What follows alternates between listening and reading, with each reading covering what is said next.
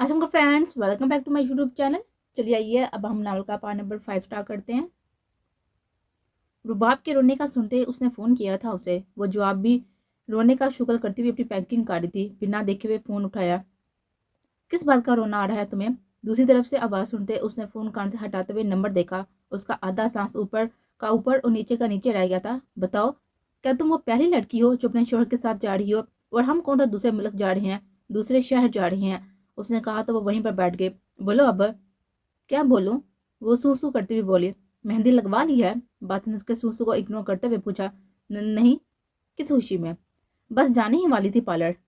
मैं बेच रहा हूँ लड़की, उसने कहते हुए फोन काटा। रुबाब ने फोन बंद करते हुए आंखें मूंदी। क्या हो रहा था उसे कुछ समझ नहीं आ रही थी। ऐसा नहीं था कि वो नाखुश थी, लेकिन इतनी जल्दी सब।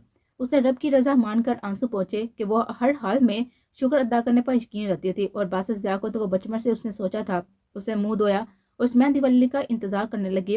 क्या था, उसे एलर्जी थी, लेकिन लगवानी तो थी ना अब। उसने गहरी सांस भरी और अपने आने वाली जिंदगी के लिए।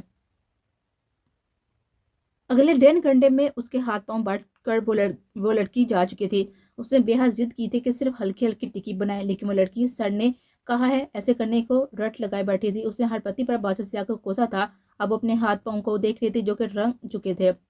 अब उसे बेइंतहा भूख लगी थी, क्योंकि सुबह से पैकिंग करते उसने नाश्ता भी ना किया था और अब खा भी नहीं सकती थी, क्योंकि उसे तैयार होना था जिसके लिए उसकी कज़न आ चुकी थी। शौकत यज़दानी और दुरैद उसे काफ़ी बार बुला चुके थे, लेकिन भूख नहीं है का कहकर उसने टाल दिया था। आज उनकी मेहंदी थी जो इकट्ठे होना करार पाई थी, क्योंकि बादशाह के ज़्यादा रिश्तेदार ना थे, इसलिए उसने यहाँ आना था। रुबाब ने अपनी मर्जी से घूंघट किया था, जिससे वो किसी और को तो नहीं, लेकिन बादशाह ज़िया को रह रह कर गुस्सा आ रहा था। खाना खाया जा रहा था। रस्म होते ही उसने दुरैद को बुलाकर अपने कमरे में जाने की फरमाइश की थी। लड़के अब सब हल्ला गुल्ला कर रहे थे। मेहमान ज्यादा ना थे, इसलिए रस्म भी हो चुकी थी और दोनों को आमने सामने बिठाया गया था और हल्दी लगाई गई थी। रुबाब ने हल्दी लगाते हुए घूंघट हटा दिया था और बादशाह ज़िया सारे वक्त संजीदगी से बैठा रहा था। रुबाब का दुरैद को बुलाकर कुछ कहना और फिर उठकर चले जाना उसने सब देखा था। दुरैद रुबाब की थकावट का उसको बता चुका था। वो पिछले 2 घंटे से लड़कों के दरमियान बैठा हुआ था। रात के 1 बजे उसने दुरैद से माजिद की थी और जाने के लिए उठा था कि अब वो भी थक गया था, लेकिन जाने से पहले वो उससे एक बार मिलना चाहता था। उसका पासपोर्ट उसे देना चाहता था और अब परसों रुखती ही मुलाकात होनी थी। और अब परसों रुखसी पर ही मुलाकात होनी थी। उससे पहले तो कुछ तो डोज देना बनता था ना इस डरपोक हिरनी को। वो सबको कामों पर मसरूफ देकर उठा और अंदर के कमरे की तरफ गया। बाहर रुका तो अंदर से आवाज आई। मुझे भूख लगी है मिशी, तुम्हें तस्वीरों की पड़ी है तो खा लेना था ना, पहले खाना बनवा लिए हमारे साथ तस्वीरें। इन लड़कियों को अपनी ही पड़ी थी, लेकिन उसका रांसी चेहरा और नो लिफ्ट का बोर्ड देखकर सब उठकर बाहर निकले। उसके निकलते हुए दरवाजे से हटकर साइड पर हुआ था जहाँ अंधेरा था, इसलिए कोई उसे देख ना सका। उसे अंदर गया और जाकर अंदर से दरवाजा लॉक किया और उसका इंतजार किया जो कि वॉशरूम में थी। उसने देखा उस दिन के दिलवाए उसके गजरे सामने से अंगार मेज पर पड़े हुए थे, जिसके फूल सूख चुके थे। उसका दिल अजीब सा हुआ था। तब तक वो आ चुकी थी। उसको देखा जो सामने बेड पर आधा लेटा हुआ आधा बैठा हुआ था। रुबाब ने उसको देखा और अपने आप को शर्मिंदगी से उसका सर झुकाया, क्योंकि वह दुपट्टा वॉशरूम में जाने से पहले वहीं पर रख कर गए थे। उसने देखा दुपट्टा अब आधा इन महराज के नीचे था, जो बैठे ऐसे थे जैसे किसी सल्तनत के बादशाह हो। दिलचस्प। तबरेज शाह मुस्कुराया। उसने फोन पर उंगली चलाई, उस लड़के को दिखाई। वीडियो में साफ पता चल रहा था कि वाकई वो सब कर रहा था जो तबरेज ने मन्नत को बताया था। तबरेज शाह ने यह वीडियो सिर्फ उसे दिखाई थी कि इसमें मन्नत वकार इन्वॉल्व थे। वो पीछे हटा और मुड़कर वापस जाकर अपनी सबका पोजीशन में खड़ा हो गया। इस लड़के ने थूक निकलते हुए मन्नत को देखा, जो अब चेहरा घुमाते हुए तबरेज शाह को देख रही थी। I am sorry. मन्नत ने बेहयाली में कहा। आवाज नहीं पहुंची लोगों तक। तबरेज शाह ने हाँक लगाई। मैं माफी मांगता हूँ, उस लड़के ने जरा ऊंची आवाज में कहा तो मन्नत ने मुड़कर वापस आ गई। उसे ज्यादा तमाशा की मुतहम्मिल नहीं थी वो। उससे पहले कि वो वापस पास आती तबरेज शाह जा चुका था। उसने आखिरी लेक्चर को मिस करते हुए ड्राइवर को फोन किया और घर चली गई। उसके बाद से तबरेज शाह उसे काम ही नजर आया था, लेकिन जब भी आता था उसे कोई ना कोई काम कह देता था। अभी आज भी उसकी असाइनमेंट बनाकर लाई थी जो उसने कल थमाई थी उसे। सारी रात नींद में ऊँघने के बावजूद उसने उसकी असाइनमेंट पूरी की थी। अभी वो जुमाई ले रही थी कि वो सामने से आता हुआ दिखा उसे और फिर उसके पास आकर खड़ा हुआ। काम कर लिया? उसने उसकी फाइल आगे की। तबरेज शाह ने खोली और एक नजर देते हुए वापस उसे देखा, जिसकी रात नींद पूर्ण होने की गवाही दे रही थी। जफर। उसने अपनी क्लास के लड़के को आवाज देकर बुलाया। जी तबरेज भाई। वो उससे छोटा था, उसकी काफी इज्जत करता था। मन्नत सब मुझसे देख रहे थे। असाइनमेंट बना ली है सर हलील के? उसने फाइल पर नजर दुराते हुए कहा। नहीं भाई, आपको पता तो है ना हमारी बहन का निकाह था, तो बस मसरूफियात। ये लो। उस अपनी फाइल आगे की। मन्नत जो कब से अदम दिलचस्पी लिए बैठी उन्हें सुन रही थी, क्योंकि भाई ये तो आपकी नहीं, तुम रख लो, मैंने अपनी रात को ही बना लिया हुदा, अच्छे से पा लेना, किसी अनार से बनवाई है, ये ना हो कि तुम्हारे नंबर कट जाएं। जी शुक्रिया भाई। वो खुशी खुशी वहां से चला गया। तबरेज शाह ने बुड़कस को देखा था जब अपनी जगह पर नहीं थी। वो कुछ दूर जाती हुई उसे दिखाई दी। उसकी पूछ से अंदाजा लगाना मुश्किल न था कि वो रो रही थी। उसने आज फिर कोई क्लास ना ली थी। तबरेज शाह को अंदाजा था कि उसकी पढ़ाई खराब कर रहा है।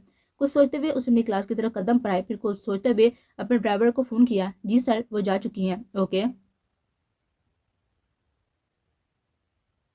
जिस दिन तुम हकीकत जान जाओगी ना, उस दिन तुम खुद से नजरें नहीं मिला पाओगे, जैसे मैं नहीं मिला पाता। वो रात मैं आज तक नहीं भूल पाया। अगर इन दवाओं का सहारा तुमने लिया है तो मेरा अंदर भी हाल ही है, कहीं ना कहीं।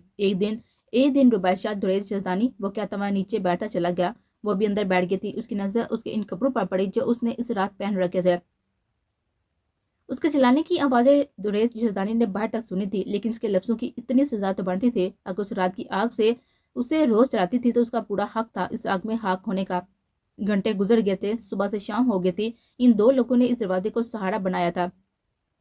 दुरैज जजदानी को आज भी याद था कैसे उस शख्स ने इतनी हिम्मत की थी। उसके बाद जो हुआ हुआ था वो चंगाई थी जो अब तक बुझी ना थी। अंदर से कुछ आवाजें महसूस करते थे। तेजी दरवाजा खोला और अंदर दाखिल हुआ। वो सामने दीवार के साथ बैठी हुई थी। साथ पर भी कुर्सी पर से कील को खींच कर निकाला था उसने, और अब इसे अजीब से अंदाज से देख रहे थे। दुरैज जजदानी का सांस सूखा था। वो लड़की पागल थी और अनकरीब उसे भी पागल करने वाली थी। वो तेजी से आगे बढ़ा। उसके हाथ से वो कील खींचा जो उसने तेजी उसके कांधे पर गाड़ा था। होंठ बलकर बाहर निकलने लगा तो उसने सदमे की कैफियत से नजरें उठाए उस शख्स को देखा था जो होंठ पीछे हुए था।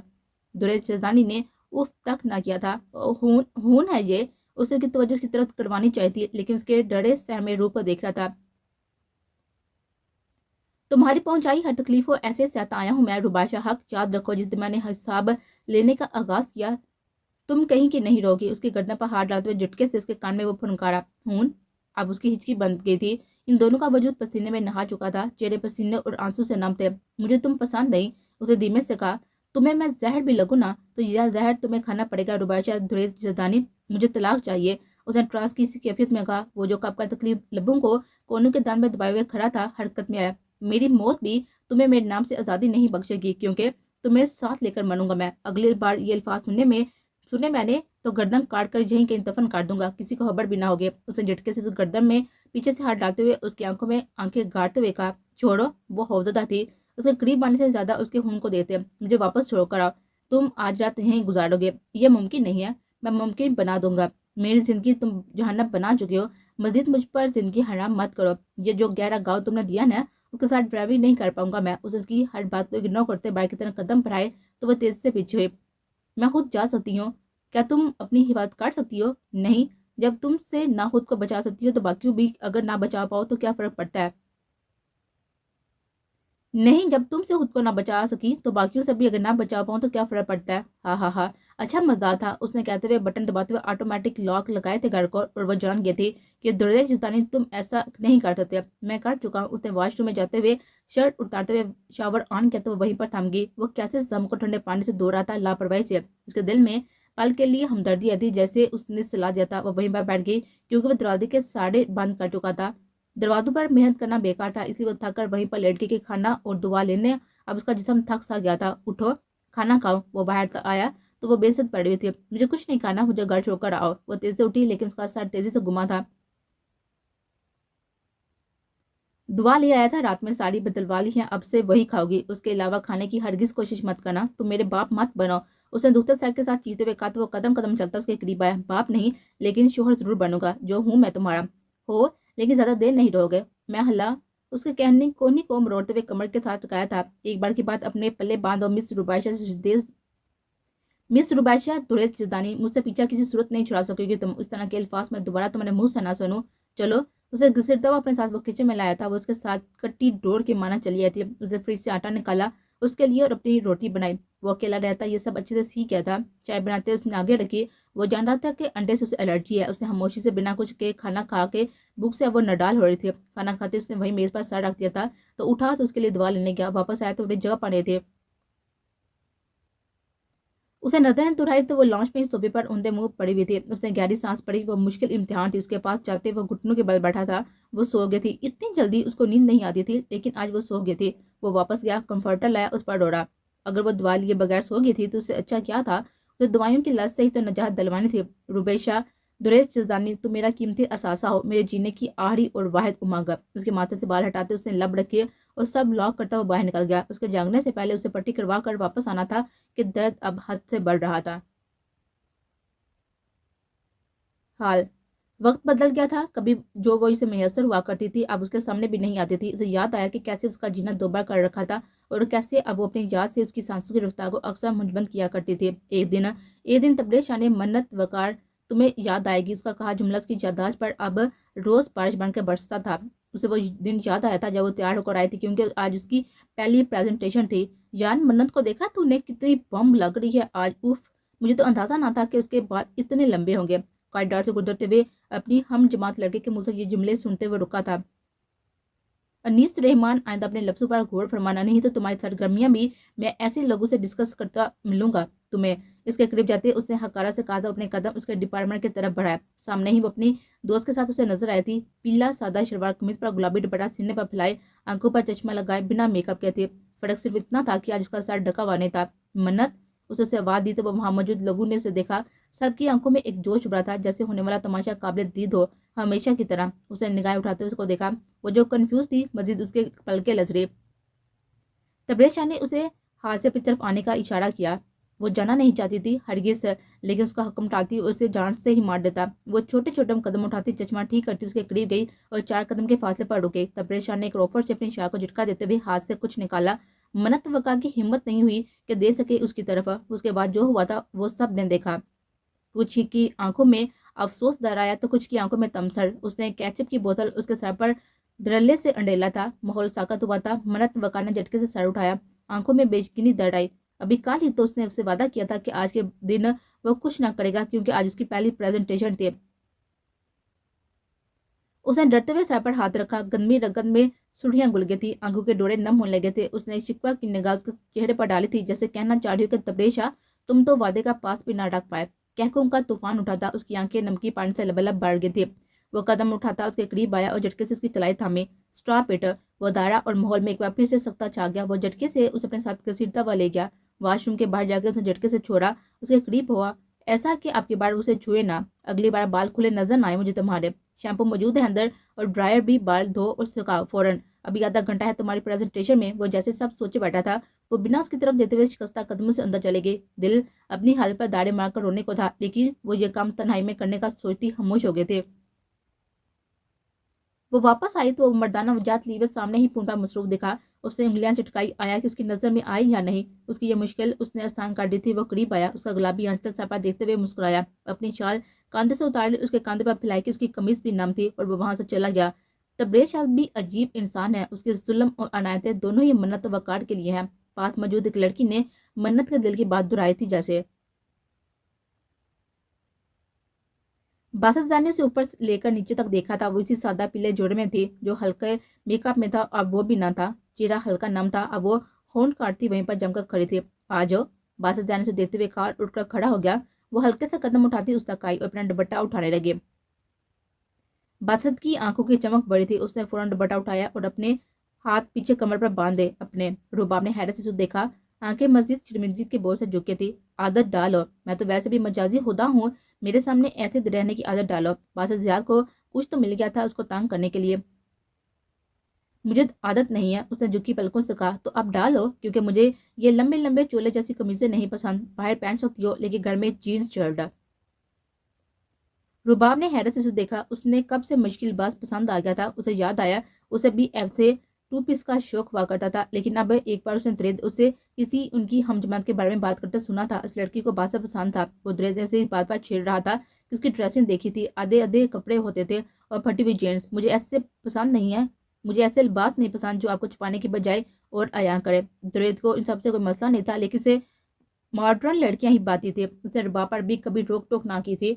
उस दिन के बाद उसने मशीक लिबास पहना ही ना था और अब उसे खुद भी पसंद ना था। लेकिन अब अचानक, लेकिन मुझे आदत नहीं है। फिर वही बात, आदत डाल ली जाती है जब रोज रोज पहनों की। तो खैर, ये लो अपना पासपोर्ट। बासत ने जेब से निकालते हुए उसे दिया, जिसकी आंखें पूरी खुल चुकी थी। लेकिन ये क्यों? हमारी फ्लैट है 2 दिन बाद की। उसने उसे बार बार करवाया था। लेकिन हम बाई रोड भी तो जा सकते। हाँ, لیکن بہت تھکاوٹ ہو جائے گی۔ باسط خود کی پریشانی کا سبب نہ سمجھ آیا۔ وہ پاسپورٹ کو دیتی یہ تک بھول گئی کہ اس کے پاس ابھی دوپٹہ نہیں تھا۔ اسے فلیٹ سے باہر ڈر لگتا تھا۔ وہ بائی ایئر جاننے والے لوگوں پر بہت ہی حیران ہوتی تھی۔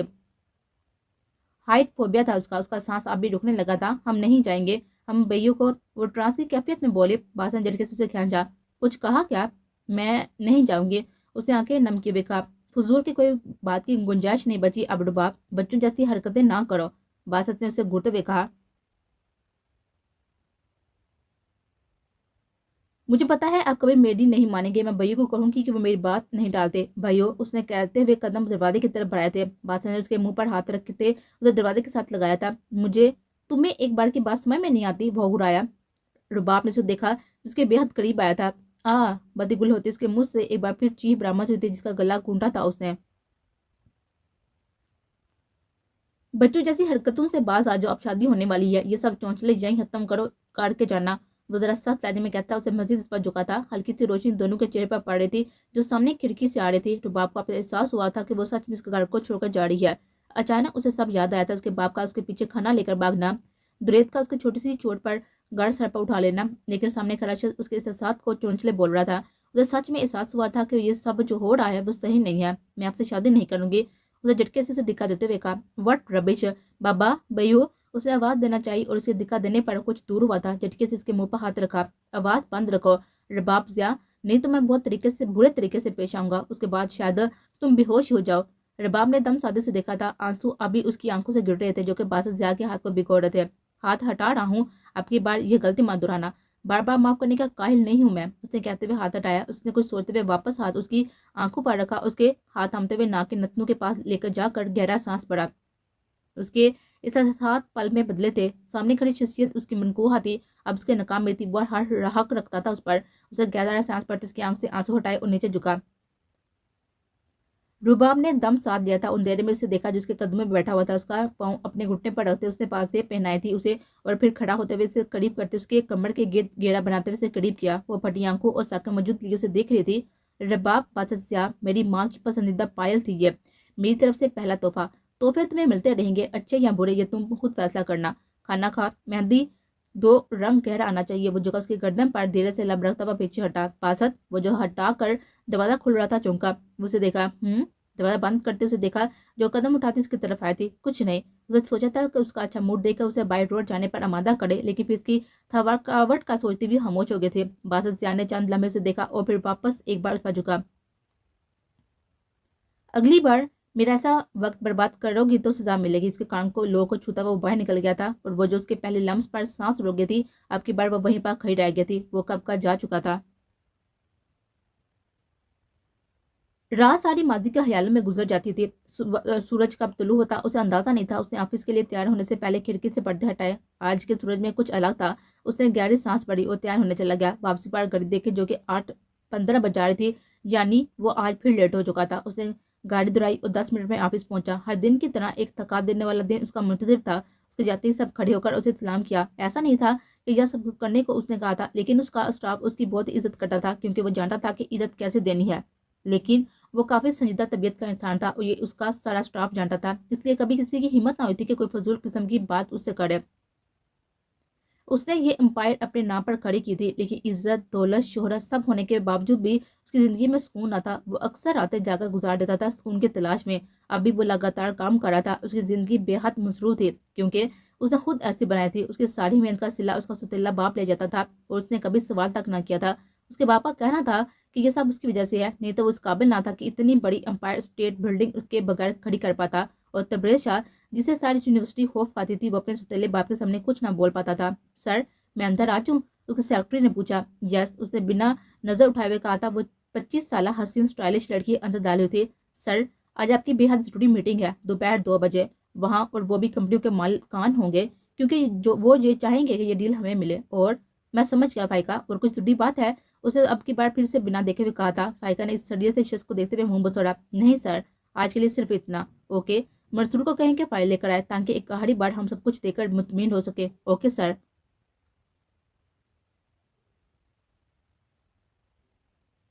وہ اٹھی تو کچن سے آوازیں آ رہی تھی. اس نے مندی آنکھوں سے سب سمجھنے کی کوشش کی تو اسے یاد آیا کہ وہ کیسے یہاں آئی تھی. رات کے 10 بج رہے تھے. اسے شدید بھوک لگی تھی. اس وقت اس کا وجود تھکا ہوا تھا. اس حالت کے ساتھ اتنا سب وہ برداشت کر رہی تھی, یہ کافی تھا. اسے پریگننٹ ہوئے ابھی 2 مہینے ہی ہوئے تھے اور اس نے یہ خبر دریت تک نہیں پہنچنے دی تھی. وہ جانتی تھی کہ اسے کہ دن رات کی خبر رکھتا ہے, اس لیے اس نے سب چھپ کر کے کیا تھا. یہاں تک کہ اس کی دوائیاں بھی منت لایا کرتی تھی. اسے تھک کر دوبارہ آنکھیں باندھ کے وہ رات بھول جاتی جب اس نے اپنا سب کچھ کھو دیا تھا ایک بار پھر. یہ لگائی ہے تمہیں میری قیمت دھریت زدانی. یہ قیمت, اس نے ہزانی کی آنکھوں میں چلاتے ہوئے کہا. نکاح جیسے رشتے کی تو لاج رکھ لیتے. حوث تو پوری کالی تھی. دنیا داری کے لیے صحیح 4 دیواری فراہم کر دیتے. اس نے اپنے بال نوچتے ہوئے کہا. یہ نکاح ربائشہ حق تمہارے کہنے پر ہوا تھا. اس نے اسے باور کروایا تھا. مجھے تحفظ چاہیے تھا, وہ چاہیے. آپا نے اسے کہا تھا کہ اسے صرف اس وقت تحفظ کی ضرورت ہے اور یہ تحفظ دھریت زدانی ہی دے سکتا ہے. آپا دھریت کو فون کر کے اپنی قسم دے چکی تھی اس نکاح کے لیے, لیکن ربائشہ نہیں جانتے تھے. ہو گیا ڈرامہ تو نکلو. یہ رقم دیکھ رہی نا تمہاری اوقات سے زیادہ ہے یار, دھریت نے جھنجھلا کر کہا. اس کے نکاح کے بعد جب وہ دوستوں اور گواہوں کو رخصت کرنے گیا تھا تو اندھیرے کا فائدہ اٹھاتے ہوئے وہ شخص گھر میں داخل ہوا تھا اور ربائشہ حق پر حملہ کیا تھا.